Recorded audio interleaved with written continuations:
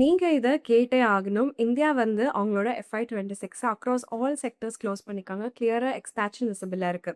53x scale up வந்து solar ஸ்பேஸ்லயோ, இல்ல double digit growth வந்து பேங்க் கிரெடிட் ஸ்பேஸ்லயோ கண்டிப்பா இத நம்மளால பார்க்க முடியுது. நம்பர்ஸ் வந்து ஒரு சிம்பிள் விஷயத்த நமக்கு ப்ரூவ் பண்ணுது.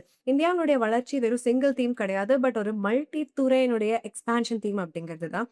இன்னைக்கோட காணொளியில நம்ம 5 பெஸ்ட் ரிசல்ட் ட்ரிவன் பங்குகள் பார்க்க போறோம். Q4 FY26 படி உண்மையான வளர்ச்சியும், எக்ஸ்பான்ஷனும் இந்த பங்குகள்ல விசிபிளா இருந்திருக்கு. குவார்ட்டர்லி ரிசல்ட்ஸ் முன்னாடி இதெல்லாம் வெறும் நம்பர்ஸா தான் இருந்தது. பட் பிக்கஸ்ட் ட்ரிகர் வந்து பிரைஸ் டிஸ்கவரியால தான் நடந்திருக்கு. நம்ம ஒரு நிறுவனத்தையும் அதனுடைய வணிகம் என்ன? கீ டிரைவர்ஸ் என்ன? நெக்ஸ்ட் குவார்ட்டர் ட்ரிகர் என்னங்கிறத பார்க்க போறோம். வாங்க காணொளிக்குள்ள போலாம்.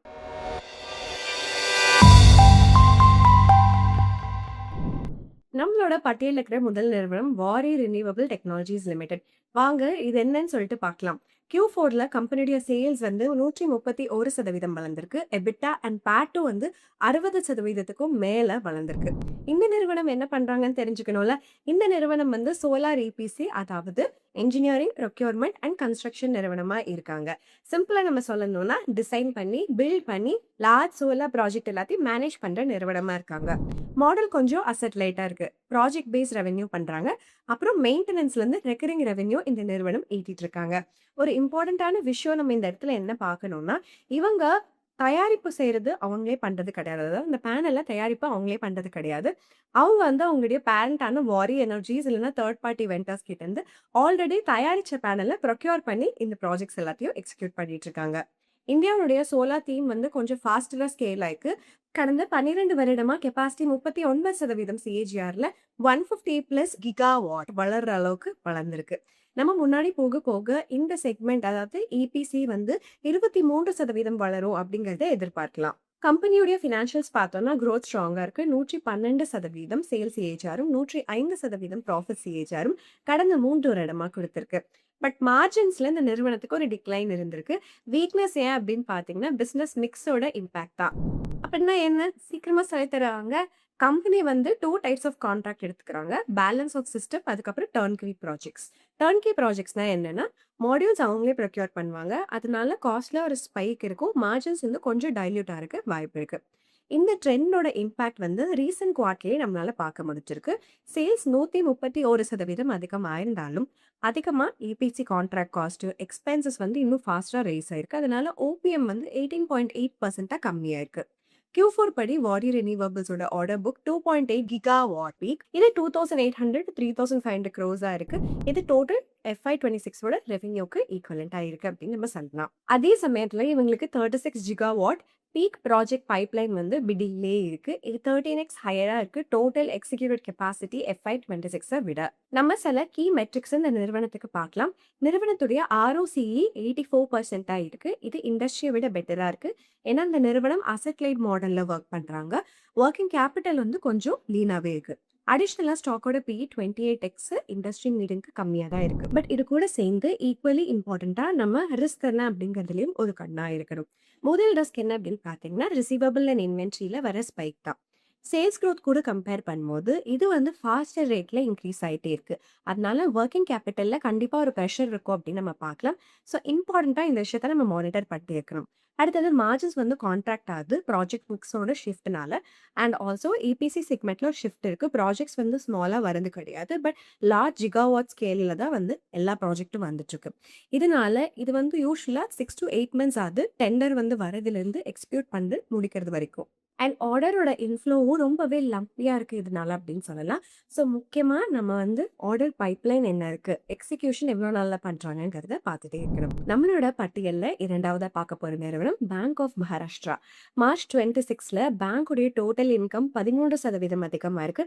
எக்ஸ்பென்சஸ் கண்ட்ரோல்டா இருந்திருக்கு. ஆல்மோஸ்ட் 17% வளர்ச்சி ஆப்ரேட்டிங் ப்ராஃபிட்ல. அண்ட் லோவர் ப்ரொவிஷன்ஸ்னால நெட் ப்ராஃபிட் 35% வளர்ந்திருக்கு. இது ஒரு மிட் சைஸ் PSU. இவங்க ரீட்டெயில், எம்எஸ்எம்இ, கார்ப்பரேட் செக்மெண்ட்ஸ் இது எல்லாத்துலயும் ஆப்பரேட் பண்ணிட்டு இருக்காங்க. கடந்த 3 வருடமா 23% சேல்ஸும், 39% ப்ராஃபிட்டும் ஒட்டுமொத்த சராசரி வளர்ச்சி விகிதமா இந்த நிறுவனத்துக்கு வளர்ந்திருக்கு.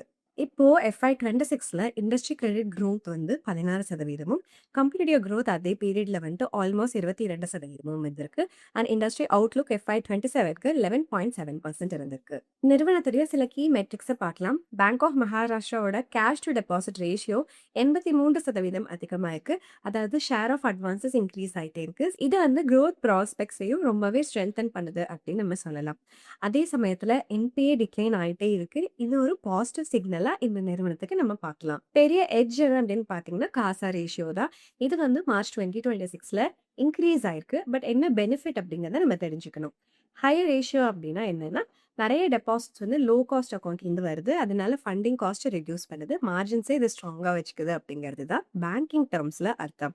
மேனேஜ்மெண்ட் என்ன கைட் பண்ணியிருக்காங்கன்னா 16லேருந்து 17% பிஸ்னஸ் வளர்ச்சி இருக்கும் FY 27லன்னு கைட் பண்ணியிருக்காங்க. ப்ராஃபிட்டபிலிட்டி ஆங்கிளில் டார்கெட் ரொம்பவே கிளியராக இருக்குது. ROA வந்து 1.8% இருக்கு. Up from 1.75%. Net interest margin வந்து 3.75% இருக்கு. சிம்பிள் டேர்ம்ஸ்ல லோன் growth மட்டுமே 1800 to 2000 crores இருக்கு. அடிஷனல் NII 50% growth potential இருக்கு அப்படிங்கிறத இந்த விஷயம் காட்டுது. பட் எந்த நிறுவனம்னாலும் ரிஸ்க்கும் இருக்கும். பேங்க் ஆஃப் மகாராஷ்டிராக்கு பெரிய ரிஸ்க் என்ன அப்படின்னு பார்த்தீங்கன்னா மார்ஜின் கம்ப்ரெஷன் தான். NIM ஆல்ரெடி டிக்ளைன் ஆயிருக்கு 3.9% அண்ட் இப்போ வந்து 3.75% டார்கெட்க்கு பக்கத்துல போயிட்டே இருக்கு. நெக்ஸ்ட் ரிஸ்க் என்னன்னு பார்த்தீங்கன்னா ஈல்ட் ஆன் அட்வான்சஸ் வந்து 9.3லேருந்து 8.7% ஃபால் ஆயிருக்கு. 40லேருந்து 42% பேங்க் லோன் வந்து எக்ஸ்டர்னல் பெஞ்ச் மார்க் அதாவது ரிப்போ ரேட் லிங்காக தான் இருக்கு.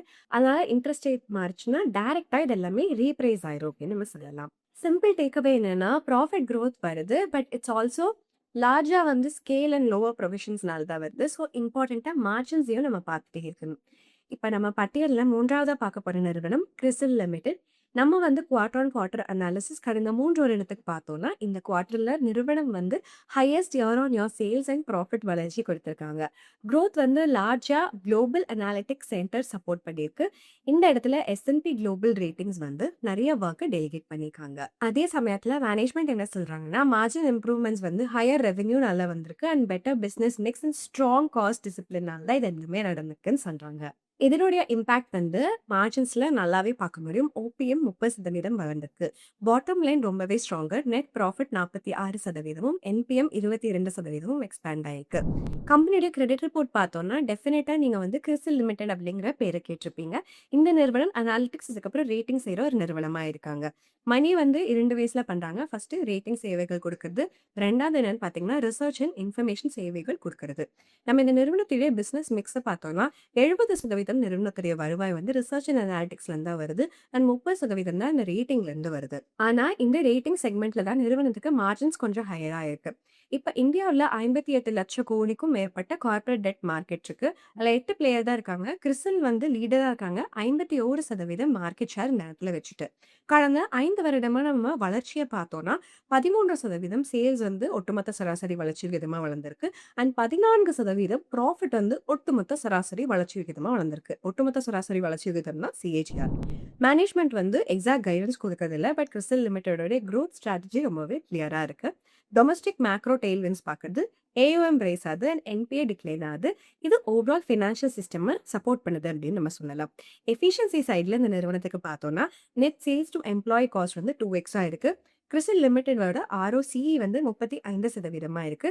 சிக்னிஃபிகண்டா அவங்களோட பியர்ஸோட பெட்டரா இருக்கு. 24-25% இருக்கு அவங்களோடது. பட் ரிஸ்க் எப்பவுமே ஒரு நிறுவனத்துக்கு நம்மளால இக்னோர் பண்ண முடியாது. ரிஸ்க் என்னன்னு பார்த்தோம்னா நியர் டேர்ம்ல ஒரு ஸ்லோவர் கிரெடிட் சைக்கிள் வந்து ரேட்டிங் செக்மெண்ட்டை இம்பாக்ட் பண்றதுக்கு வாய்ப்பு இருக்கு. அதனால ஹையஸ்ட் மார்ஜின் செக்மெண்ட் இஷ்யூவன்ஸ் வந்து ஆல்ரெடி கொஞ்சம் சாஃப்ட்னஸ் காமிச்சிட்டு இருக்கு அப்படிங்கறத நம்ம ட்ரெண்ட்ல பார்க்கலாம். அதே சமயத்துல கிறிசில் லிமிடெடோட வேல்யூவேஷன் கொஞ்சம் ஸ்ட்ரெச்டா இருக்கு. 39x PE அண்ட் PEG வந்து 5.14x இருக்கு. லாஸ்ட் 3 இயர் growth பேசிஸ்ல அதாவது எக்ஸ்பெக்டேஷன்ஸ் வந்து லார்ஜா பிரைசன் பண்ணிக்காங்கங்கிறத அர்த்தம். 4வதா பார்க்க போற நிறுவனம் எஸ்ஜி ஃபின்சர்வ் லிமிடெட். Q4 FY26ல டோட்டல் இன்கம் 95% அதிகமா இருக்கு. ஃபேக்டரிங் பிசினஸ் செக்மெண்டோட கிக்கினால தான் அண்ட் நெட் இன்ட்ரெஸ்ட் இன்கமும் வந்து 77% இந்த நிறுவனத்துக்கு அதிகமா இருக்கு. இது எல்லாமே அதிகமா இருந்தாலும் செலவுகள் அப்படிங்கிறது அண்டர் கண்ட்ரோல்ல வச்சிருக்காங்க. அண்ட் இம்பேர்மெண்ட்ஸும் ரொம்ப நெக்லிஜிபிளா இருந்திருக்கு. அதனால பேட் வந்து 78% ஜம்ப் ஆயிருக்கு. இந்த நிறுவனம் ஒரு என்பிஎஃப்சி, அதாவது சப்ளை செயின் ஃபினான்சிங் குடுக்குறாங்க. சிம்பிளா சொல்லணும்னா, working capital loan, dealer, SME of large கம்பெனிஸ்க்கு குடுத்துட்டுருக்காங்க. மாடல் புரிஞ்சுக்கலாம். கம்பெனி வந்து ஒரு ஆங்கர் கூட டை அப் பண்ணுவாங்க. லைக் எக்ஸ்ஒய்இசட் மோட்டார்ஸ் அண்ட் அதனுடைய டீலர்ஸ ஃபினான்ஸ் பண்ணுவாங்க. ரெவென்யூ, இன்ட்ரெஸ்ட் பிளஸ் ப்ராசஸிங் ஃபீ வந்து இந்த நிறுவனம் ஈட்டிட்டு இருக்காங்க. எஸ்ஜி ஃபின்சர்வ் லிமிடெட் வந்து ஸ்ட்ராங் குரோத் வந்து குடுத்திருக்காங்க. கடந்த 3 வருடமா 100% விற்பனை சிஏஜிஆரும், 90% ப்ராஃபிட் சிஏஜிஆரும் இந்த நிறுவனம் வளர்ச்சியா குடுத்திருக்காங்க. இண்டஸ்ட்ரி வந்து குரோத் ரேட் பார்த்தீங்கன்னா 26-27% இருக்கு. FY26 to FY27க்கு அக்ராஸா நம்ம பார்த்தோம்னா. இப்ப நம்ம எண்ட் ஆஃப் FY26ல பார்த்தோம்னா, எஸ்ஜி ஃபின்சர்வ் லிமிடெடோட AUM 3936 crores and target for FY27 வந்து 6000 கோடியா இந்த நிறுவனம் வச்சிருக்காங்க. கடந்த 3லேருந்து 4 வருடத்துல எய்ம் வந்து 10,000 கோடி ஏஎம் ரீச் பண்ணணும். அண்ட் லாங் டர்ம் பேட் வந்து சிஏஜிஆர் ஆஃப் 30-35% ரீச் பண்ணும் அப்படிங்கிறது தான் இந்த நிறுவனத்துடைய ஆசை. மார்ஜின் பிரஷர் கிளியரா விசிபிளா இருக்கு. என்ஐஎம் 8.5லேருந்து 7.7% டிக்ளைன் ஆயிருக்கு. மெயினா இந்த இடத்துல நிறைய போட்டியாளர்கள் இருக்கிறதுனால தான். இந்த இடத்துல நம்ம வந்து லார்ஜ் போட்டியாளர்கள் கிட்ட டீல்ஸ் வின் பண்ணணும் அப்படின்னா, ஈல்டு வந்து நம்ம சாக்ரிஃபைஸ் பண்ற மாதிரி தான் இருக்கும். மார்ஜின் இன்னுமே கம்ப்ரஸ் ஆச்சுன்னா, ப்ராஃபிட்டபிலிட்டி அச்சீவ் பண்றது லைக் இம்ப்ரூவிங் ஆர்ஓஏ வந்து ரொம்பவே டிஃபிகல்ட்டா இருக்கும் இந்த நிறுவனத்துக்கு அப்படின்னு நம்ம சொல்லலாம்.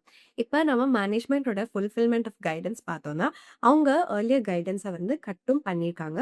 இந்த கேஸ கன்சிடர் பண்ணுங்க. அரவுண்ட் 70% எஸ்ஜி ஃபின்சர்வ் லிமிடெடுடைய புக் வந்து சப்ளை செயின் ஃபினான்ஸ்ல தான் இருக்கு. அதுலேருந்து 50லேருந்து 60% எக்ஸ்போஷர் வந்து பில்டிங் மெட்டீரியல்லேருந்து வருது. இந்த இஷ்யூ என்ன காட்டுதுன்னா, கீ செக்டர்ஸ் வந்து ஸ்லோ டவுன் இருந்ததுன்னா, மேனேஜ்மெண்ட் வந்து கைடன்ஸ கட் பண்ணியிருக்காங்க.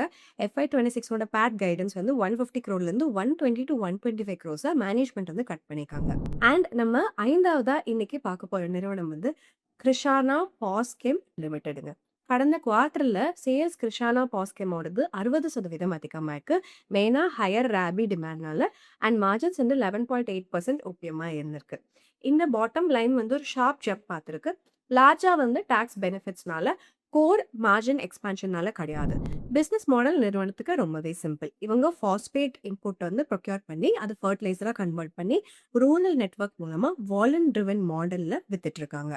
இப்ப நம்ம பார்த்தோம்னா 11M FY26ல, அதாவது FY26ல 11 மந்த்ஸ்க்கு அப்புறம் இண்டஸ்ட்ரி growth வந்து 2% இருந்திருக்கு. அண்ட் கோயிங் ஃபார்வர்ட் அவுட்லுக் வந்து 5-6% சிஏஜிஆரா இருக்கு. பட் இந்த கேஸ்ல கொஞ்சம் டிஃப்ரெண்டா இருக்கு. நம்ம ஹிஸ்டாரிக்கல் பெர்ஃபார்மன்ஸ் பார்த்தோம்னா, கடந்த 5 வருடத்துல இந்த நிறுவனம் 67% விற்பனை சிஏஜிஆரும், 56% லாபத்தினுடைய ஒட்டுமொத்த சராசரி வளர்ச்சி விகிதமும் கொடுத்திருக்கு. சிஏஜிஆர்னா ஒட்டுமொத்த சராசரி வளர்ச்சி விகிதம். ஒரு பிரஷர் இருக்கு மார்ஜின்ல 21லேருந்து 12% கம்மியா இருக்கு. மெயினா வந்து ட்ரேடிங் மிக்ஸ் இன்க்ரீஸ் ஆயிருக்கு. அதனால மார்ஜின்ஸ் வந்து ரிலேட்டிவா லோவா இருக்கு இந்த நிறுவனத்துக்கு நம்ம பார்க்கலாம். கிருஷானா பாஸ்கென் லிமிடெடுடைய ஆர்ஓசிஇ 27%-ஆ இருக்கு. இண்டஸ்ட்ரி மீடியனை விட கொஞ்சம் பெட்டராகவே இருக்குன்னு நம்ம சொல்லலாம். இந்தியாவுடைய ஃபர்டிலைசர் டெபிசிட்டை நம்ம கன்சிடர் பண்ணோம்னா, மேனேஜ்மெண்ட் வந்து 40% ரெவென்யூ க்ரோத்தை கைட் பண்ணியிருக்காங்க FY27க்கு. இதுக்கு வந்து டாப் லைன் எடுக்கிறதுக்கு அரௌண்ட் 3,400 crores-ஆ இருக்கும். அதே சமயத்தில் 142 crore கெபெக்ஸ் வந்து ஆட் பண்ணியிருக்காங்க புதுசாக ஒரு கெப்பாசிட்டிக்காக. இதனால கிராஜுவலாக வந்து 500 crores அடிஷ்னல் ரெவென்யூ கிராப் பண்ணலான்ட்டு இருக்காங்க. இது கொஞ்சம் ரேம்ப் அப் ஆகும். ஆல்மோஸ்ட் 20% FY26ஓட ரெவென்யூ இதுங்க. இது வந்து அசெட்ஸ் டர்ன் ஓவரை 3.5x ப்ளஸ்ஸா வந்து மாத்திருக்கு. எந்த நிறுவனம்னாலும் ஒரு ரிஸ்க் இருக்கும். இந்த நிறுவனத்துடைய ரிஸ்க் பார்த்தீங்கன்னா, கிருஷானா பாஸ்கென் லிமிடெட்னுடைய கேஷ் ஃப்ளோ கன்வர்ஷன் வாலடைலா இருக்கு. சர்ன் வந்து இருக்கு ரிசீவபிள்ஸ் அண்ட் இன்வென்ட்ரியில. அதே சமயத்துல ரா மெட்டீரியல் இம்போர்ட்டுக்கு ரொம்பவே டிபெண்டன்ஸ் இருக்கு. அதாவது அமோனியா, சல்ஃபர் இது எல்லாத்துக்கும். ஜியோபாலிட்டிக்கல் இஷ்யூஸ் இருந்துச்சுன்னா பிரைஸ் வந்து ஸ்பைக் ஆகும். அதனால 70-80 பிபிஎஸ் பிரஷர் வந்து மார்ஜின்ஸ்ல போடுறதுக்கு வாய்ப்பு இருக்கு. நம்ம 5 நிறுவனங்களுடைய Q4 FY26 ரிசல்ட்ஸை பிரேக் டவுன் பண்ணி பார்த்திருக்கோம். அதுல 2 நிறுவனங்கள் வந்து ஒன் ஆஃப் இம்பாக்ட்ஸ் இருந்திருக்கு ரிசல்ட்ல. Like lower provisions bank of மகாராஷ்டிராலையும் and tax benefits in Krishana Phoschem லிமிடெட்லையும். இப்போ நீங்க கமெண்ட் செக்ஷன்ல இந்த நிறுவனத்துல எதை பிக் பண்ணுவீங்க, எதனால பிக் பண்ணுவீங்கன்னு சொல்லிடுங்க.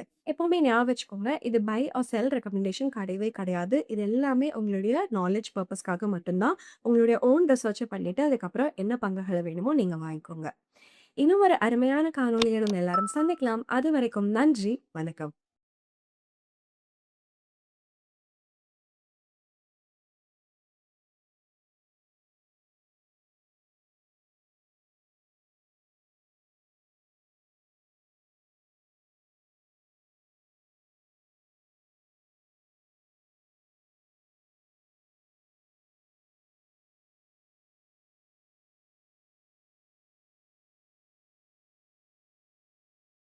Investment in securities market are subject to market risks. Read all the related documents carefully before investing. Please read the risk disclosure documents carefully before investing in equity shares, derivatives, mutual fund, and or other instruments traded on the stock exchanges.